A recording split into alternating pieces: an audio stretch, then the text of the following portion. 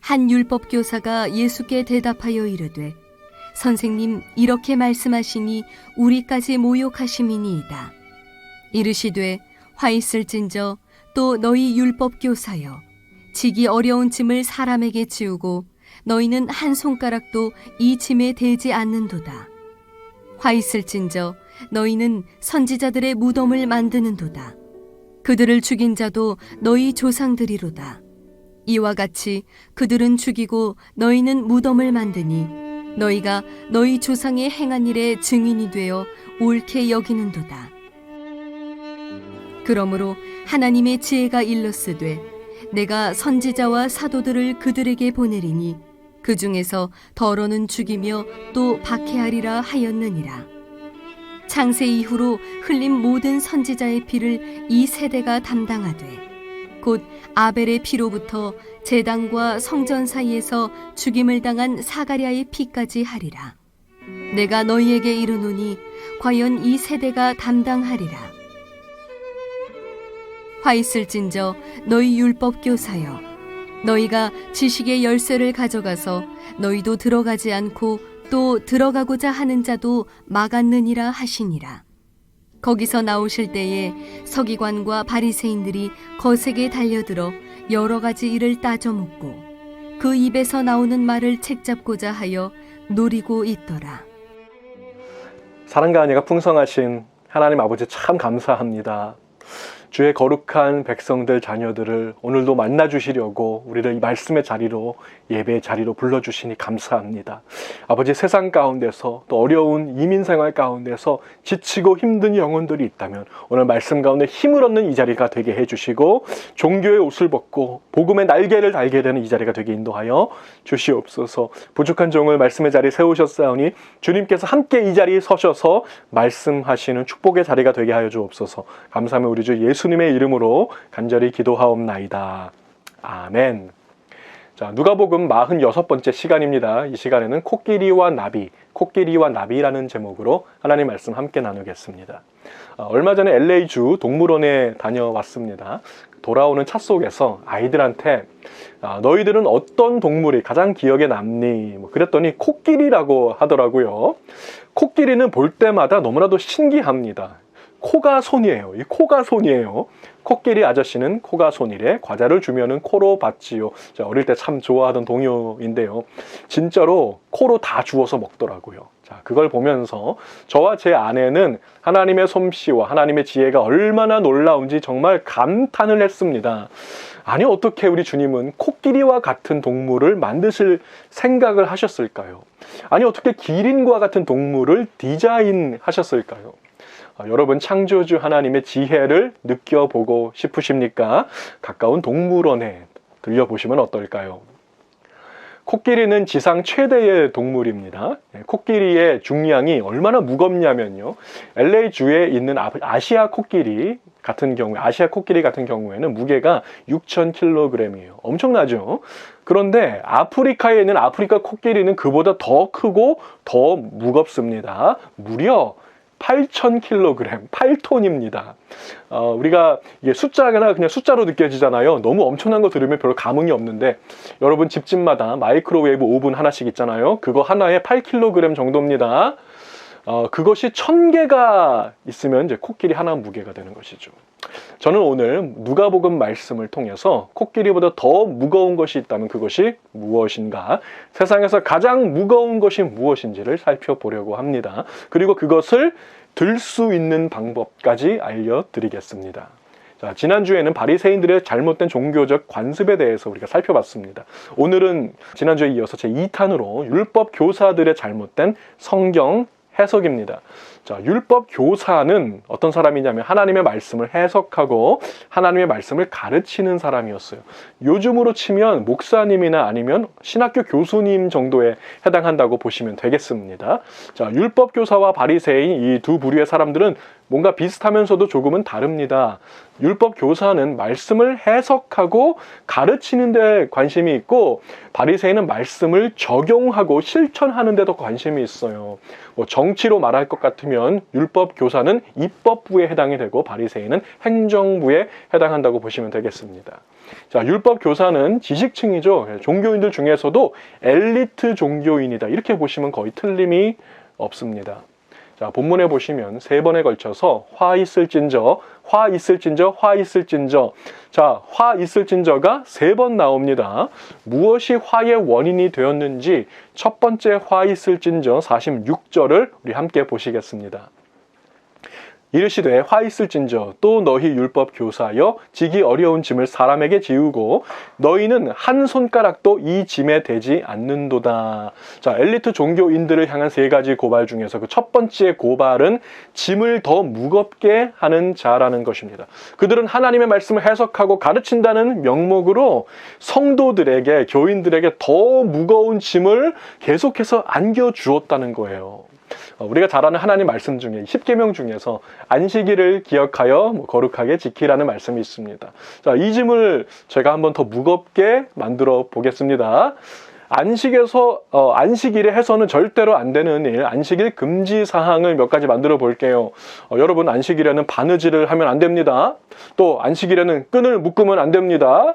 신발끈을 풀어도 안 됩니다. 찢어진 데가 있어도 그거 고치면 안 됩니다. 글자 쓸 때 2글자 이상 쓰면 안 되고 글자 지워도 안 됩니다. 불을 켜도 안 되고 불을 꺼도 안 됩니다. 음식도 하면 안 됩니다. 여기 있는 물건을 저기로 옮겨도 안 됩니다. 자, 이상의 금지 사항은 제가 만든 게 아니에요. 율법 교사들의 해석을 담은 책이 있습니다. 미시나에 실제로 나오는 내용인 것입니다. 39가지 안식일 금지 사항이라는 제목의 챕터가 있어요. 자, 무거운 짐을 만드는 자가 있는가 하면 그 짐을 덜어주고 그 짐을 가볍게 해주는 자가 있습니다. 종교인은 무거운 짐 위에 더 무거운 짐을 올려놓는 사람이에요. 그러나 복음의 사람은 그 짐을 덜어주고 가볍게 하는 것입니다. 자, 종교인은 코끼리와 같고 복음의 사람은 나비와 같습니다. 코끼리와 나비예요. 자, 아프리카 코끼리 한 마리가 이렇게 구덩이에 빠졌어요. 8,000kg입니다. 아프리카 코끼리. 자, 여러분이라면 요 코끼리 어떻게 끄집어내시겠습니까? 뭐 중장비, 뭐 포크레인, 뭐 이런 거 막 다 가지고 와서 막 줄도 묶어서 별짓을 다 해도 될까 말까 한 거예요. 저는 솔직히 8,000kg이면 그냥 포기할 것 같습니다. 자, 이것이 종교입니다. 별짓 다 해보다가 끝에 가서는 괜히 했다, 속았다, 결국 안 되는구나, 이것을 깨닫게 되는 것이 종교 행위라는 것이죠. 자, 똑같은 구덩이에 이번엔 나비가 빠졌어요. 나비 한 수백 마리, 수천 마리가 빠졌습니다. 어떻게 끄집어낼까요? 나비를 끄집어내는 것은 간단합니다. 향기로운 꽃 한 송이만 있으면 되는 거예요. 자, 이것이 복음입니다. 복음은 내 힘으로 하는 것도 아니고 중장비 가지고 와서 하는 것도 아니고 그리스도의 향기로 되어지는 것입니다. 예수님은 우리에게 짐을 더해 주시는 분이 아니라 그 짐을 가볍게 해주시는 분입니다. 수고하고 무거운 짐진 자들아 다 내게로 오라. 내가 너희를 쉬게 하리라. 나는 마음이 온유하고 겸손하니 나의 멍에를 메고 내게 배우라. 그리하면 너희 마음이 쉼을 얻으리니 이는 내 멍에는 쉽고 내 짐은 가벼움이라. 여러분들 중에 인생에 무거운 짐진 자가 있으십니까? 죄악의 무거운 짐진 자가 있으십니까? 율법의 무거운 짐진 자까지. 여러분의 짐을 가볍게 해주시며 쉬게 해주시는 분, 예수 앞에, 주님 앞에 나오시기 바랍니다. 찬송가 337장에 보시면 이런 가사가 있습니다. 내 모든 시험, 무거운 짐을 주 예수 앞에 아뢰이면 근심에 쌓인 날 돌아보사 내 근심 모두 맡으시네. 무거운 짐을 나 홀로 지고 견디다 못해 쓰러질 때 불쌍히 여겨 구원해 주리. 은혜의 주님 오직 예수. 여러분, 오직 예수 앞에 나오십시오. 그분의 향기가 바라면 나비는 날아오르게 되어 있습니다. 한 어린아이가 장난감이 가득 들어있는 상자를 옮기려고 막 낑낑대고 있어요. 자, 이 아이를 지켜보던 아빠가 옆에서 그러지요. 아들아, 너는 왜 네가 가지고 있는 힘을 다 안 쓰니? 무슨 말이에요, 아빠? 나 지금 젖 먹던 힘까지 다 쓰고 있는데도 안 돼요. 너무 무거워요. 자, 그러자 아빠가 아들아, 너는 네가 가지고 있는 제일 큰 힘을 아직 사용하지 않았어.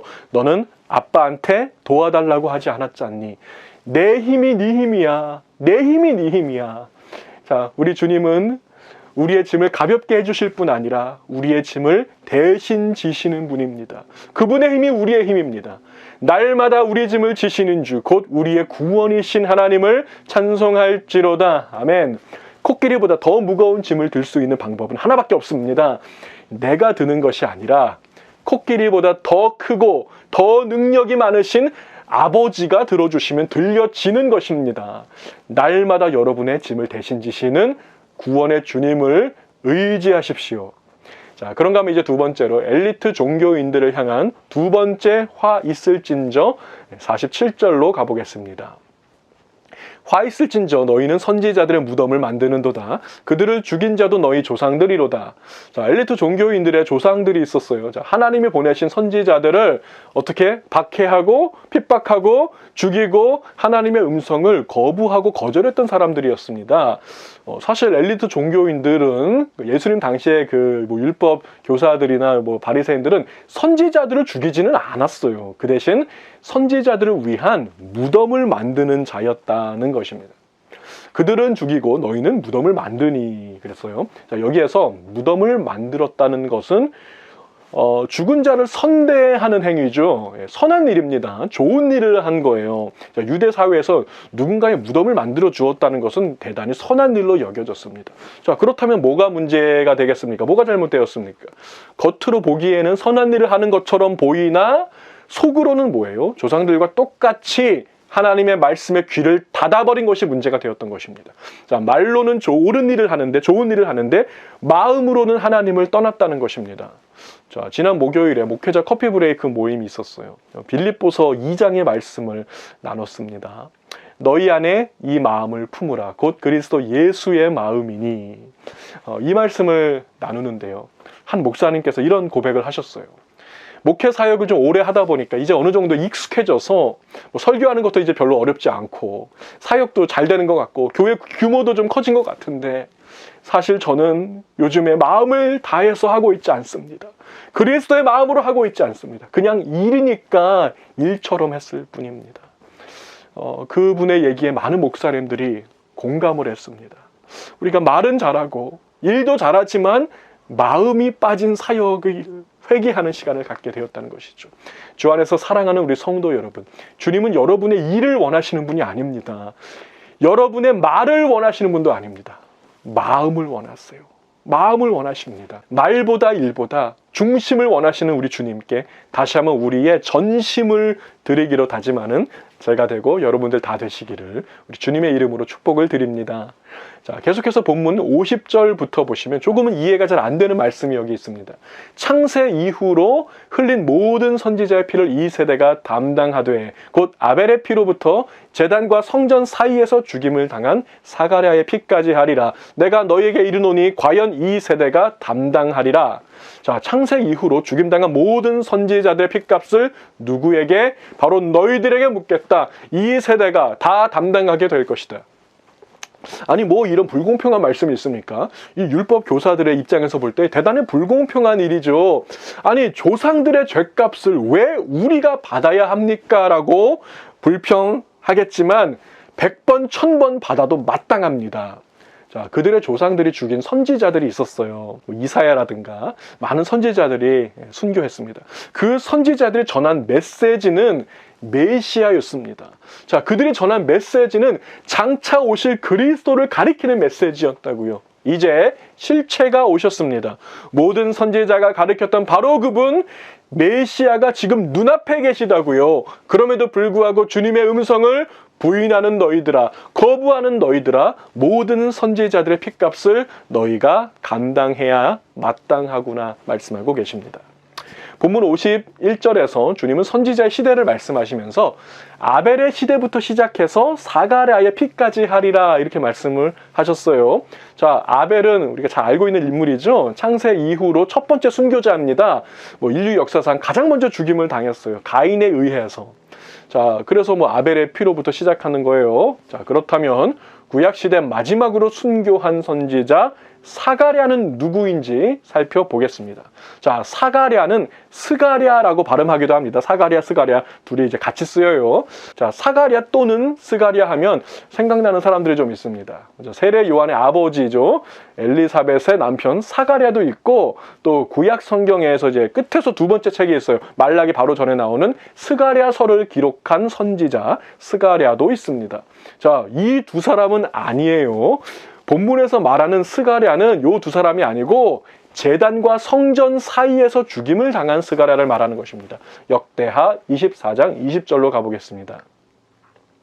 이에 하나님의 영이 제사장 여호야다의 아들 스가랴를 감동시키시매 그가 백성 앞에 높이 서서 그들에게 이르되 하나님이 이같이 말씀하시기를 너희가 어찌하여 여호와의 명령을 거역하여 스스로 형통하지 못하게 하느냐 하셨나니 너희가 여호와를 버렸으므로 여호와께서도 너희를 버리셨느니라 하나. 21절 무리가 함께 꾀하고 왕의 명령을 따라 그를 여호와의 전뜰 안에서 돌로 쳐 죽였더라. 자, 바로 이 스가랴를 말하는 것입니다. 성전 뜰 안에서 번제단과 성소 사이에서 죽임을 당한 스가랴예요. 자, 그런데 보세요. 스가랴는 어디 나와요? 역대하에 나옵니다. 아니, 나중에 죽은 선지자들이 더 많은 것 같은데 왜 주님은 아벨부터 스가랴까지라고 말씀을 하셨을까요? 자, 우리가 가지고 있는 성경책을 보시면 이 구약 성경은요, 창세기에서 시작해서 마지막에 말라기로 끝납니다. 창세기부터 말라기예요. 자, 그런데 원래 유대인들이 가지고 있는 성경은 순서가 다릅니다. 시작은 창세기 똑같습니다. 자, 구약 성경의 마지막 책은 역대상하입니다. 자, 그 역대하, 유대인들의 책에서 구약 성경에서 맨 마지막 책인 역대하에서 마지막으로 순교한 선지자. 자, 그래서 스가랴가 구약의 마지막 순교자로 여겨진 것입니다. 자, 이제 마지막 세 번째 화 있을진저, 엘리트 종교인들을 향한 세 번째 화 있을진저는 52절입니다.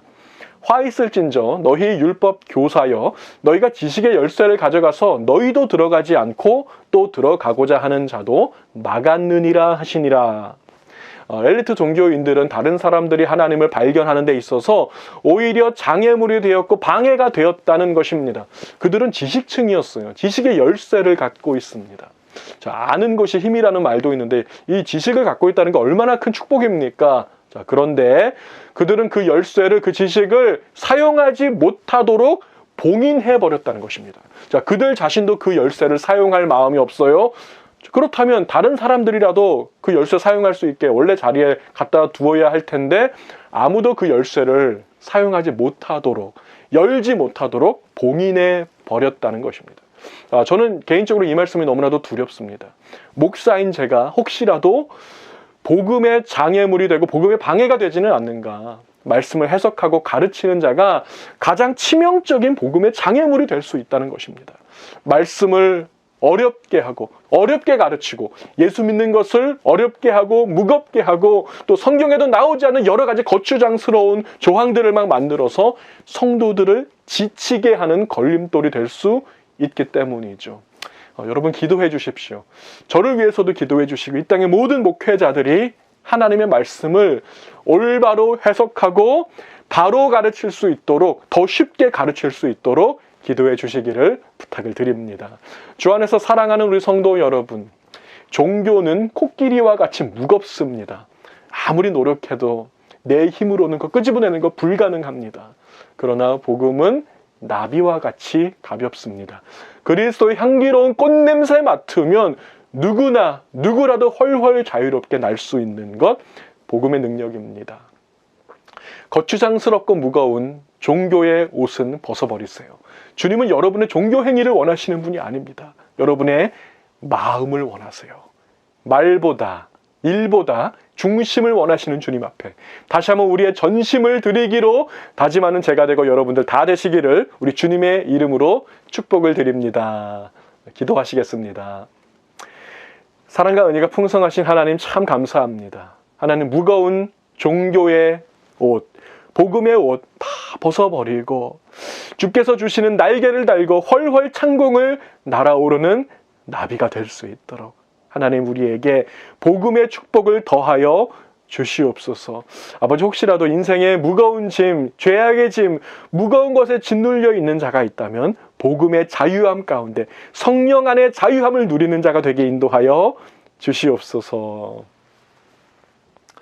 지금은 복음의 실체가 되어 우리에게 오셔서 우리를 저 천국으로 훨훨 날아오르게 하시는 우리 주 예수 그리스도의 은혜와 하나밖에 없는 독생자까지 아낌없이 내어주셔서 우리를 저 영원한 천국의 백성으로 주의 거룩한 자녀로 삼아주신 우리 하나님 아버지의 그 무한하신 사랑하심과 오늘도 우리와 함께 하시며 동행하시며 능력 주시며 교통하시는 우리 성령 하나님의 그 역사하심이 오늘 종교의 옷 벗어버리고 복음의 날개를 달겠습니다. 다시 한번 다짐하며 이 자리를 일어서는 거룩한 주의 백성들 머리머리 위에와 가정과 자녀와 사업 위에 지금으로부터 영원까지 함께 하시기를 간절히 축원하옵나이다. 아멘.